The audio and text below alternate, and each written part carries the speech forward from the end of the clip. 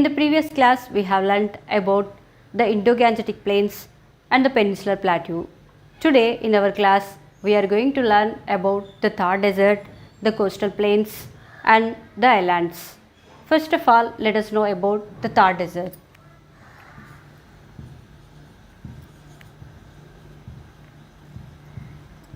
Thar Desert.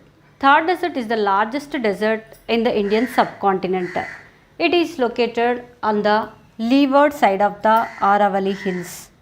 So that's why here the rainfall is very low, means from 100 to 150 millimeter per year.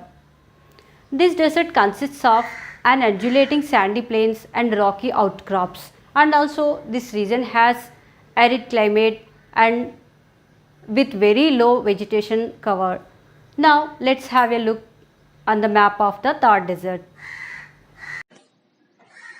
As we have discussed before that the Thar Desert is located on the leeward side of the Aravallis.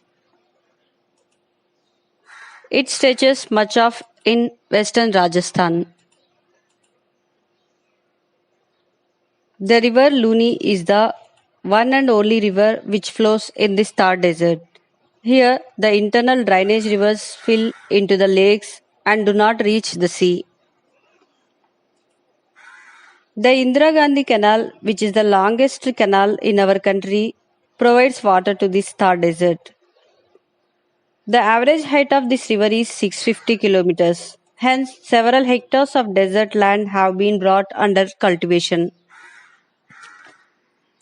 Let us know about the coastal plains of our India.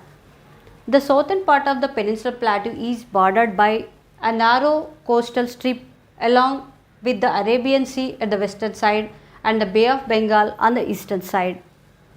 Now let us know about the western coastal plains.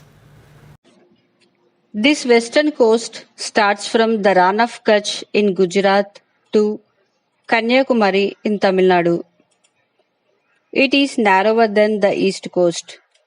This western coastal plain can be divided into three parts. They are: the first one is the Konkan coast in the north. It is spread over Maharashtra and Goa.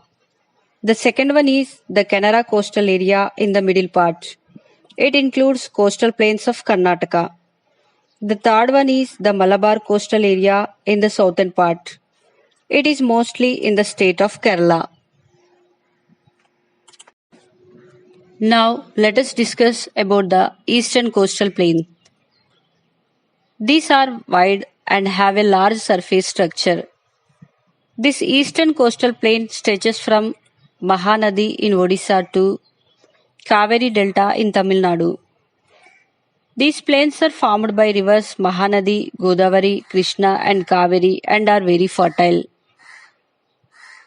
These coastal plains are known by different names locally. In Odisha, it is known as Utkal Coast. In Andhra Pradesh, it is known as Sarkar Coast. And in Tamil Nadu, it is called as a Coromandel Coast. Lakes like Chilka in Odisha and Kolleru and Pulicat in Andhra Pradesh are other important features of the coastal plain. Thus, the eastern and the western coastal plains are very fertile and agriculturally developed. As well as this coastal zone also enables rich fishing resources. Now, let us see about the islands.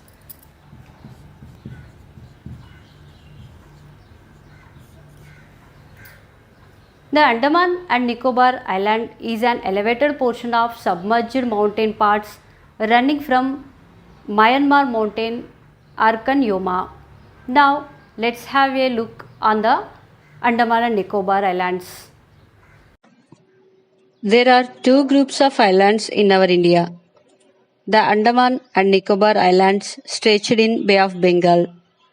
In this Andaman and Nicobar Islands, Narkondam and Barren Islands are of volcanic origin. The southernmost tip of India is found in Nicobar Island and called as Indira Point, which was submerged during the 2004 tsunami.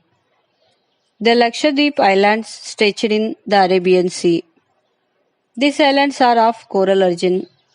Its total geographic area is 32 square kilometers. And this group of islands is famous for a great variety of flora and fauna. So, in this way, there is a vast diversity in the landforms in our country, India. In the next class, we will discuss about the lesson Ideas of Development. So, thank you for watching our videos.